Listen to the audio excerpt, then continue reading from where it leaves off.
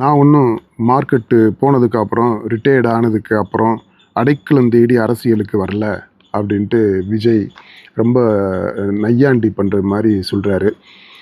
இந்த ரிட்டயர்ட் ஆன பிறகு, மார்க்கெட் போனதுக்கு பிறகு அரசியலுக்கு வந்தவங்க அப்படின்ட்டு ஏன்னா ரஜினி அரசியலுக்கு வந்தார், வந்துட்டு முழுசாக நுழையிறதுக்குள்ளே வித்ட்ரா பண்ணிட்டு போயிட்டார்.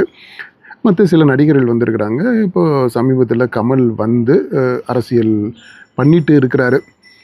இப்போ இது தொடர்பாக கமல்கிட்ட வந்து கேள்வி கேட்குறாங்க. இது மாதிரி விஜய் உங்களை பற்றி சொல்லியிருக்கிறாரு அப்படின்ட்டு சிண்டு முடிகிறது மாதிரி கமல்கிட்ட கேட்குறாங்க. கமல் ஒரு நல்ல தக்லைஃப் பதிலில் ஒன்று சொல்லிட்டாப்ல. அவர் என்ன சொல்கிறார், முகவரி என்ன பேர், யார் பேராக சொல்லியிருக்கிறாரா, சொல்லாமல் ஏதோ சொல்லியிருக்கிறாரு அப்படின்னு சொன்னதோடு விடலை. கடைசியாக முத்தாய்ப்பா என்ன சொல்கிறாருன்னா, விஜய் என் தம்பி அப்படின்னு சொல்லிட்டு போயிடுறாரு. இந்த மாதிரி இந்த சிண்டு முடிகிற கேள்விகளுக்கெல்லாம் இதுதான் சரியான பதில்.